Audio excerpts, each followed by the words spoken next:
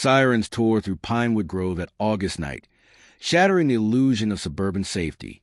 Neighbors poured onto manicured lawns, clutching robes and cell phones, watching paramedics race to a scene that would haunt them forever.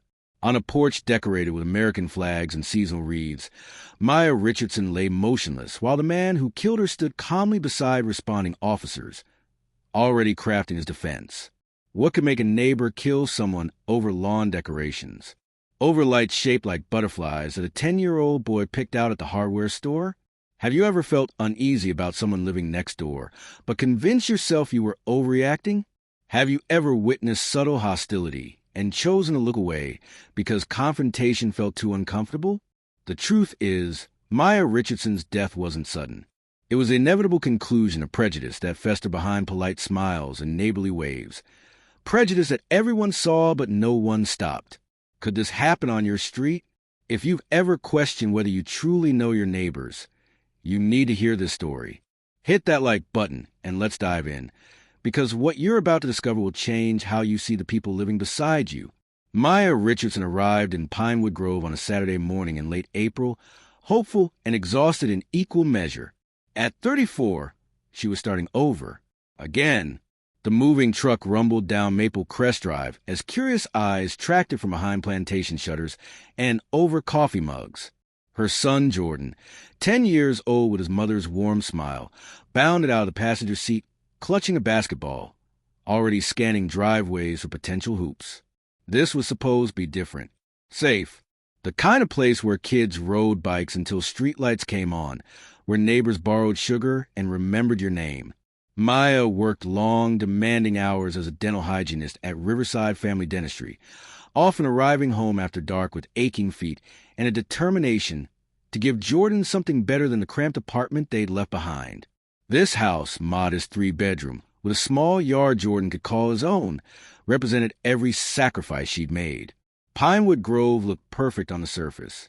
Tree-lined streets, fresh paint, an HOA that enforced standards so strict that mailbox colors were regulated. Neighbors waved politely from driveways, offered vague pleasantries about the weather, then retreated behind closed doors. It was the kind of community where people knew each other's names but not each other's stories. Surface-level friendliness masquerading as genuine connection. Maya didn't need deep friendships. She needed stability. She needed Jordan to walk to school without her worrying every second. She needed to sleep without one ear listening for danger. As she unpacked boxes that first week, hanging family photos and arranging furniture, she allowed herself to believe this place could become home. She even joined the neighborhood Facebook group, posting a cheerful introduction with a photo of Jordan grinning beside their new mailbox. 37 people reacted with thumbs-up emojis. Only 3 commented welcome messages. But Maya took it as a good sign anyway. She was an optimist by necessity. Life had taught her that hope, even fragile hope, was better than surrender. Frank Garrison had lived at 482 Maple Crest Drive for 22 years. He was there before the HOA formed, before half the houses were built, when Pinewood Grove was just construction sites and dreams of suburban prosperity. 67 years old with silver hair and weathered hands, Frank was a fixture in the neighborhood. Retired from a factory supervisor position, he spent his days maintaining his lawn to military precision, watching cable news at volumes that carried through open windows, and keeping mental notes about everyone on the block. When Maya moved in next door, Frank appeared on her porch within hours, carrying a casserole dish and a practiced smile. He offered to help unload boxes, though he mostly supervised while younger neighbors did the actual lifting. He lent her his lawnmower when hers wouldn't start. He even watched Jordan one frantic afternoon when Maya's shift ran late and her backup sitter canceled. "You've got a good kid there," Frank told her, handing Jordan back with what seemed like genuine warmth. Polite, respectful, that's rare these days. Other neighbors spoke of Frank with casual fondness. "He's always been here," one told Maya at the community mailbox. "Solid guy, knows everything about the neighborhood." It sounded like endorsement, but Maya would later realize it was simply familiarity mistaken for trustworthiness. Still, red flags emerged early, subtle enough to dismiss but persistent enough to unsettle. Frank made odd comments about how the neighborhood used to be, his voice heavy with nostalgia for something he never quite named. When Maya mentioned meeting the Rodriguez family 3 houses down, Frank's expression tightened. They're fine, I guess. Keep to themselves mostly. The implication hung unspoken, unlike others who didn't. He complimented Maya in ways that felt conditional, loaded. "You're well-spoken," he said once, as though surprised. "Not like some of the people moving in these days." She smiled politely, parsed his words later in private, decided to give him the benefit of doubt. Maybe he was just old-fashioned. Maybe his generation spoke differently. Maybe she was reading too much into innocent remarks. Maya had spent her whole life deciding whether to trust her gut or trust people's intentions. She wanted badly to believe the best in her neighbors. She wanted Jordan to grow up seeing possibility, not suspicion. So she dismissed the unease Frank occasionally sparked, buried it beneath her need for this place to work. That generosity would cost her everything. The first crack appeared on a Tuesday evening in June. Maya was running late, backing out of her driveway too quickly, distracted by a text from her supervisor. She felt the jolt before she heard it, her rear bumper connecting with Frank's white picket fence. The damage was minor, barely noticeable. 2 slats slightly askew, a scuff of blue paint transferred from her car. She was out of the vehicle, instantly mortified. Frank emerged from his garage as she examined the fence, already rehearsing her apology. "I am so sorry. I'll fix this immediately. I can call someone today or pay for repairs, whatever you need." Frank studied the damage with an expression she couldn't read. Long seconds passed. Finally, he nodded curtly. "We'll figure it out." But his tone carried something new, something cold that hadn't existed before. He went inside without another word. Maya paid a handyman $200 to repair and repaint the entire section of fence. Frank never acknowledged it. But 3 days later, the first note appeared on her door, printed in block letters. "Please keep noise levels down after 8 p.m. Some of U.S. work early." Maya was confused. Jordan was in bed by 8:30 most nights. They weren't loud people. She knocked on Frank's door to clarify, but he didn't answer despite his truck sitting in the driveway and lights blazing inside. The notes multiplied. Complaints about her parking, though she always parked in her own driveway. Complaints about Jordan's basketball bouncing, though he only played in the afternoons after homework, never late. Accusations about her guests blocking the street, though she rarely had visitors and they always parked legally when she did. Each note felt like a paper cut. Small, stinging, cumulative. Neighbors started noticing. Mrs. Chun from across the street mentioned it during a chance encounter at the grocery store. "I've seen those notes on your door. Frank's always been particular, but this seems excessive." She lowered her voice. "Between you and me, I think he has a problem with change." At the June HOA meeting, tensions bubbled up. Frank raised concerns about maintaining neighborhood standards and certain types of residents not respecting community values. He never said Maya's name, but his eyes drifted toward her when he spoke. Another homeowner, Mr. Patterson, pushed back. "What exactly are you implying, Frank?" The meeting devolved into awkward silence. Maya tried everything to de-escalate. She baked cookies, left them on Frank's porch with notes suggesting they talk. The cookies sat there for 3 days until ants claimed them. She attempted casual conversation when their paths crossed collecting mail. He responded with one-word answers, shoulders turned away. She even suggested mediation through the HOA. Frank declined. The harassment wasn't dramatic enough to involve police, but it was relentless enough to poison her daily life. Maya found herself anxious pulling into her own driveway, hyper-aware of every sound Jordan made, apologizing to neighbors preemptively for disturbances that didn't exist. The safe haven she'd moved here to create was evaporating. Jordan noticed. "Why doesn't Mr. Frank like us anymore?" he asked one night. Maya didn't have an answer that wouldn't break her son's heart. "Before we continue, I need you to share this story. Cases like this happen because communities stay silent when they witness harassment. Someone watching right now has a neighbor going through this exact situation. Hit that share button. They need to hear what happens when we ignore the warning signs. August in Florida is merciless. The humidity wraps around you like wet wool, and even evening offers little relief. But Jordan had been asking for weeks to decorate the front yard, something to make their house feel more like theirs. He'd seen solar lights at the hardware store, little butterflies and dragonflies that glowed soft colors at night, magical and harmless.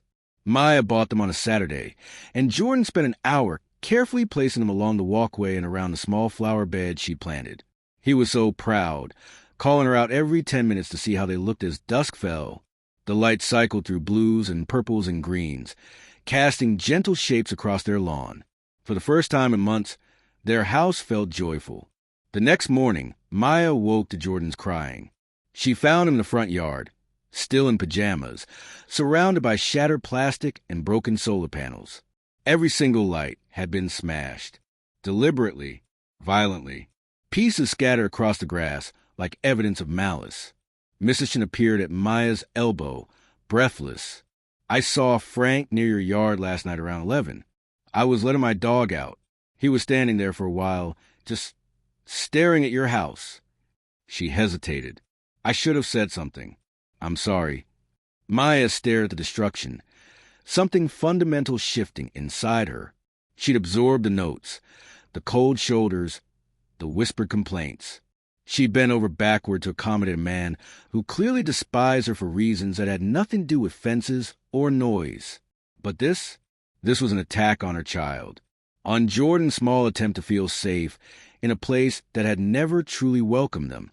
She had two choices: call the police or confront Frank directly. Calling the police felt simultaneously too extreme and too futile. What were they going to do about broken lawn ornaments? But more than that, Maya still harbored some desperate hope that frank conversation could resolve this, that if she looked him in the eye and asked him directly what he wanted from her, they could find a path forward. She chose confrontation. She would later replay that choice 1,000 times, wondering if a different decision could have saved her life. At 8:43 p.m., she texted her sister, "Going next door to talk to Frank. Wish me luck." Her sister would read that text 4 minutes too late. Maya walked the 30 feet between their houses with her heart pounding, but her resolve steady. She'd rehearse what to say. Firm but not aggressive. Clear about boundaries but open to resolution. The porch light was on. Frank's truck sat in the driveway. She could hear the television through the door. She knocked. 3 calm, measured knocks. Frank opened the door, already scowling, as though he'd been expecting this and dreading it. He didn't greet her. Didn't ask what she needed. Just stood there, filling the doorframe, waiting. "Frank, we need to talk about what happened to my yard decorations." His jaw tightened. "I don't know what you're talking about." "Someone destroyed the lights Jordan put out. A neighbor saw you near my property last night. Are you accusing me of something?" His voice rose. "Coming to my door, making accusations?" Maya kept her tone level. "I'm asking for honesty. If you have a problem with me, with us, let's discuss it like adults. I've tried everything to be a good neighbor." That's when years of resentment erupted. Frank's face flushed crimson. "You want to know my problem? My problem is people like you moving in here, changing everything, acting like you belong. This was a good neighborhood before." The slurs came next. Ugly, deliberate words that revealed exactly what had been simmering beneath every note, every complaint, every cold shoulder. Maya felt them land like physical blows. She backed away from the porch, hands raised instinctively. "I'm leaving.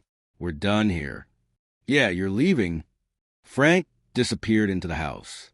Maya turned toward her own yard, heart racing, phone in her hand, ready to call her sister, to call someone, to document this insanity. She heard Frank's door open again behind her. She turned back. He was holding a handgun. Time fractured. Maya's hand went higher, surrender position, disbelief flooding her system. "Frank, no. I'm leaving. I'm leaving." "You're threatening me on my own property," he said, voice eerily calm now. "I have a right to defend myself." "I'm not threatening you. I'm—" 2 shots split the night. The sound was impossibly loud, reverberating off houses, through trees, across every safe assumption Pinewood Grove had ever held about itself. Maya collapsed on Frank's porch, her phone skittering across concrete. He lowered the gun, went inside, and called 911. "I need police. I've been attacked. I defended myself." By the time the first squad car arrived 4 minutes later, neighbors were flooding outside, screaming, crying, recording on cell phones. Jordan burst from his house in socks, no shoes, running toward the commotion before Mrs. Chin caught him, held him back, shielded his eyes from what he shouldn't see, but would never unsee. The butterfly lights Maya had tried to replace that afternoon, the new ones she'd purchased to surprise Jordan after the destruction, still sat in their packaging on her kitchen counter. She never got the chance to put them out. The Ring doorbell camera from 484. Maple Crest Drive told a story Frank Garrison couldn't control. Clear footage showed Maya approaching his door calmly, showed her backing away with hands raised, showed her turning to leave, showed Frank emerging with a weapon and firing at a woman in retreat. No threat, no attack, no justification. But the story Pinewood Grove told itself fractured along predictable lines. Some neighbors portrayed Frank as a frightened, elderly man protecting his property from someone who shouldn't have confronted him at night. They pointed to his age, his military service decades ago, his length of residence as though longevity granted immunity from accountability. Facebook threads erupted with defenses of stand your ground laws, debates about property rights, coded language about who belongs in neighborhoods and who doesn't. Others saw it clearly. Cold-blooded murder fueled by racial hatred. They organized. Within 48 hours, protesters gathered outside the county courthouse, holding signs reading "Justice for Maya" and "Say Her Name." Candlelight vigils filled the park where Jordan used to play. Local civil rights groups adopted her case as evidence of how deeply prejudice still runs through American suburbs. Counter-protesters arrived, too, waving flags and shouting about Second Amendment rights, about homeowners' ability to defend themselves from aggressive behavior. The divide didn't run between houses anymore. It ran through the heart of the community itself. Jordan moved in with Maya's sister an hour away. He stopped playing basketball entirely. His therapist notes, later submitted during victim impact statements, documented a child who believed his mother died because he wanted butterfly lights, who believed his existence in that neighborhood, his simple presence, had somehow triggered the hatred that killed her. Frank's trial became a flashpoint. His defense team argued he genuinely feared for his safety, that Maya's approach at night constituted provocation, that split-second decisions in moments of perceived threat deserved legal protection.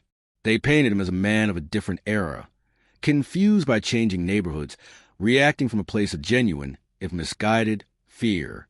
The prosecution presented his social media history, posts about protecting neighborhoods from decline, comments on news articles about immigration and crime that drip with racism, private messages where he referred to Maya and other black neighbors with slurs. They documented the escalating harassment, the pattern of complaints lodged exclusively against minority residents, the deliberate destruction of Jordan's lights. They played the doorbell footage again and again, forcing jurors to watch Maya retreat, to hear her surrender, to see Frank make the choice to kill anyway. The jury convicted him of second-degree murder. Sentencing brought no satisfaction. No sentence could return Jordan's mother. No verdict could undo the trauma embedded in every child who lived on Maple Crest Drive and now understood that neighbors could be murderers. Mrs. Chun gave an interview to local news, her voice breaking. "I heard him say things at block parties, at HOA meetings. We all did. I told myself it was just talk, that he was harmless. I should have spoken up. We all should have."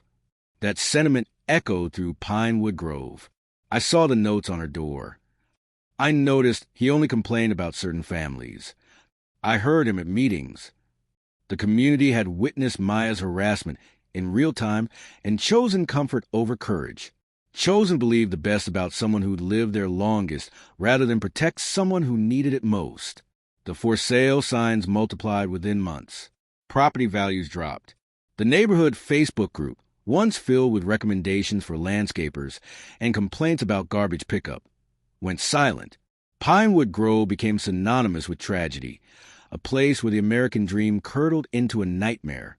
Maya's family established a memorial where the butterfly lights had been destroyed. Neighbors, The ones who remained, the ones consumed by guilt, maintained it religiously. Fresh flowers appeared weekly. Solar lights, dozens of them, butterflies and dragonflies, created a permanent glow each night. The spot became a pilgrimage site for advocates, a physical reminder of how invisible hatred can manifest in sudden, irreversible violence. Jordan's aunt speaks at community forums now, telling Maya's story to police departments, HOAs, neighborhood associations. She explains how harassment escalates, how pattern recognition saves lives, how silence enables violence. She holds up photos of Maya, vibrant, smiling, alive, and asks audiences a question that haunts them all. What would you have done differently? Maya Richardson didn't die because of garden lights. She didn't die because of a scraped fence or a basketball bouncing in a driveway. She died because prejudice was normalized, enabled, and ultimately ignored until it metastasized into murder. This is the uncomfortable truth communities across America must face. Neighborhood conflicts rarely just happen. They escalate along predictable patterns when underlying hatred meets opportunity. The notes, the complaints, the cold shoulders, the coded language at meetings. These aren't isolated incidents. They're warning signs of something larger and infinitely more dangerous. When do polite smiles hide lethal beliefs? How do we distinguish between eccentric neighbors and truly dangerous ones? The answer is simpler than we want to admit. We already know. Deep down, communities recognize when someone's behavior crosses from quirky into hostile, from preference into prejudice. We feel it. We see it. We talk about it in whispers after meetings end. The question isn't whether we know. It's whether we're willing to act on what we know. Every person who saw Frank's harassment and stayed silent bears a fraction of responsibility for Maya's death. Not legal responsibility, moral responsibility. The weight of asking themselves whether speaking up, documenting behavior, pushing for intervention could have saved her life. That's a heavy burden to carry, but it's the truth we must sit with if anything is going to change. What's our responsibility when we witness hatred?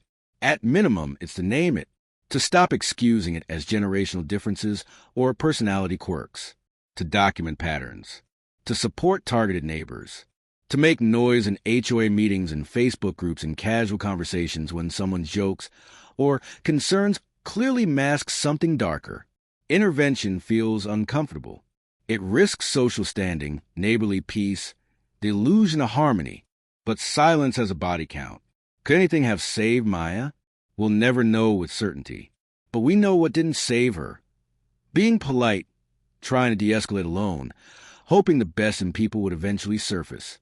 We know that communities who witness harassment and do nothing create conditions where murder becomes possible. Maya's legacy extends beyond Pinewood Grove now. Advocacy groups use her story to train conflict mediators and community police officers.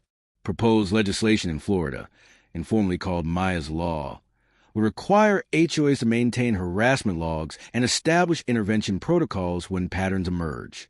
Some neighborhoods have created anonymous reporting systems for residents experiencing target hostility, ensuring documentation exists even when victims feel too vulnerable to come forward. Her sister channels grief into action, visiting schools and civic organizations, teaching people what escalating harassment looks like and how to interrupt it. Jordan, now being raised in a home filled with fierce love and therapy and support, is learning that his mother's death wasn't his fault, but that honoring her memory means speaking up when others face what she endured. The butterfly lights at Maya's memorial catch the last rays of sunset each evening, their solar panels storing energy to glow through darkness. It's a fitting metaphor. Maya brought light to a place that needed it desperately. That light was extinguished by someone who couldn't tolerate its presence. But the community's choice now is whether to generate new light, through accountability, through intervention, through refusing to let prejudice hide behind neighborly facades, or to let darkness win. Maya's story isn't just about one neighborhood. It's about every suburb, every apartment complex, every community where we choose comfort over confrontation, where we decide that keeping the peace is more important than protecting the vulnerable, where we tell ourselves that someone else's harassment isn't our business until it becomes everyone's tragedy. If this moved you, if this made you think differently about the people living beside you, I need 3 things from you. First, like this video so the algorithm shows it to more people. These stories save lives when they reach the right audience. Second, drop a comment. Have you witnessed something like this? Have you stayed silent when you should have spoken? What will you do differently now? Your voice matters. And third, subscribe to my channel. These stories need to be told. We can't let Maya's death mean nothing. Sometimes the most dangerous person in your life isn't a stranger lurking in shadows. Sometimes it's a neighbor who waves every morning, who's lived there longer than anyone can remember, who seems like a fixture of community, until the day they reveal who they've always been. And by then, it's too late.